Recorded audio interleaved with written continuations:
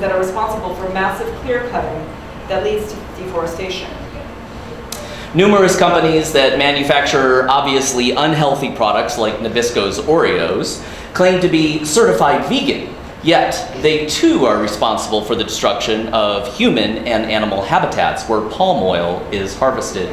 Not only are ethically questionable international corporations like Nestle, Monsanto, and Cargill greenwashing our national consumer conscious, but many health-conscious, sustainable production companies are also misrepresenting their process. Earth Balance, for example, the company that makes a popular plant-based butter spread, claims sustainability as its #1 production standard. It also claims that its products are animal-free. Yet, Earth Balance's primary ingredient is palm oil. Even though Earth Balance states that its products are part of an environmentally friendly food chain, it proves to be yet another greenwashing company using sustainable and healthy as manipulative and inaccurate marketing tools. Green business maintains some of the most insidious economic practices today. We saw more and more connections between environmental and human degradation. Esta apagado como la uña con la carne. They are inseparable. Not only were these orangutans and other animals threatened to the brink of extinction, but we even met child workers who are trapped on the palm oil plantations in a form of modern slavery. Similarly, Nestle purchases cocoa from cocoa plantations that use child slavery in the Ivory Coast and Mali. Nestle's own code of conduct condemns such practices, yet because they're not held accountable, they continue to hurt children for the business of slave chocolate. Producing gigatons of greenhouse gases, these plantations are corroding the Earth's atmosphere. Palm oil plantations are the leading cause of rainforest destruction in Indonesia. At the current rate maintained within the Anthropocene era, 98% of their rainforests will be destroyed by 2022. That is only 3 years from now. Not only does the $44 billion palm oil industry maintain gruesome practices towards animals who are considered pests, it displaces thousands of people, uses hundreds of slave laborers, and on a broader scale, has the greatest impact on greenhouse gases, the most significant culprit of climate change. Because of deforestation, Indonesia is the 3rd largest carbon emitter. It has stripped more than any other land on Earth, and the burning of Indonesia's forests can be seen from outer space. Who needs imaginary monsters or giants or evil empires when so many corporations destroy everything in their path? I began to really understand how consumers are as responsible as agribusiness. Palm oil and even greenwashing are clearly not at the root of the problem. Consumer addiction, the privilege of ignorance, the illusion of separation, and convenience culture are at the root. The bigger issue is that we are too comfortable with environmentally and culturally devastating ways of living. Through infrastructural redesign, governments and consumers do have the ability to change their these practices.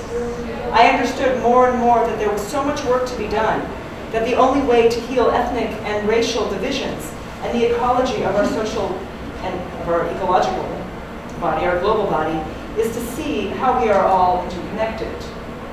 We all have to take care of each other. El pobre y el rico, todos se mesuran por un negro pico. Whether you are rich or poor, you have the same grade. Cuando una puerta cierra, 100 abren. When one door closes, 100 open. So we had a dream, right? Again, the recording of the apologize is not there, but I did it. you could. Well, if we could just close our eyes. I mean, we've all heard. We've been lucky enough, all of us, to hear his voice. If we could just close his voice and hear that for a moment. And that's the end. And that's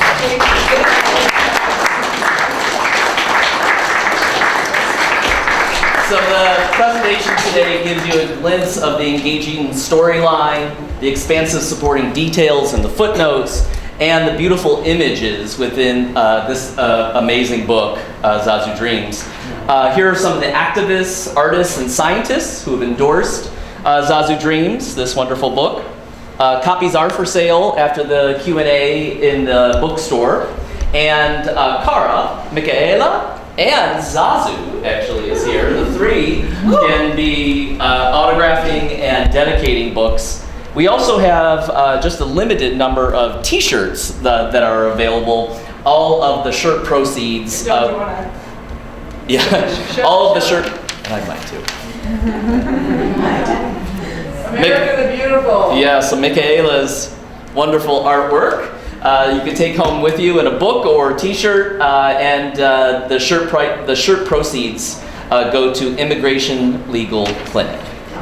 So I want to, we'll have a Q&A, and I'd like to thank Sahar and David and my other readers too. And so much to Emma and Megan and Joyce, Museum, the Liberty Museum here. We have an email list. We're adapting Zazu Dreams to screen production and stage production. People are interested in collaborating or any kind of ideas around that, if you could please contact us.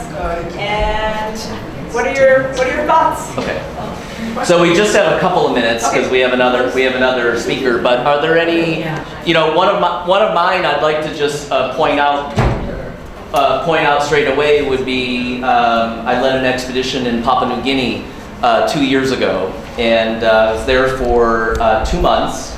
And as we flew in to Papua New Guinea, I saw green, and it was just beautiful, right? It was just beautiful, green, green, green as far as you could see. And as we got closer, I could see every tree was exactly the same. And as an early ecologist, I knew it was bananas. And I was like, oh, I know, this is right. This is where bananas are planted, huge monocultures. And as we got closer, I said, those aren't banana trees. Those are palm oil. So all the banana trees are gone now in Papua New Guinea because the newest crop to make lots of money off of is palm trees. So do we boycott palm oil? Great, but it's just gonna be another one, and another one, and another one, and another one. It's the bigger picture of monocultures, of corporations taking over, buying up individuals' land, literally just ruining it. The soil is gone. I mean, the soil is completely ruined, and they make money and move on. And so it's a big issue both for us as consumers, but obviously as the corporations and the government that we work for as well. So maybe 2 questions or comments? I don't have a question, but yesterday I had lunch with a friend, a dear friend who lives in Maine, and I took the book with me. So I have lots of books that I'm reading always, and I just think that it's important when something comes alive for me that I share it with him. So I shared it with him. And so he knows somebody in Rockland, Maine who will definitely be interested in this book, the Jewish community in Rockland, Maine, a progressive Jewish community. So we all have friends, we have young people, we have Jewish friends, non-Jewish friends, progressives and not progressives. This is a wonderful resource, so I just encourage you to get a book and read it and savor it and share it. And the underlying idea is dialogue. It's sharing. Yeah, right.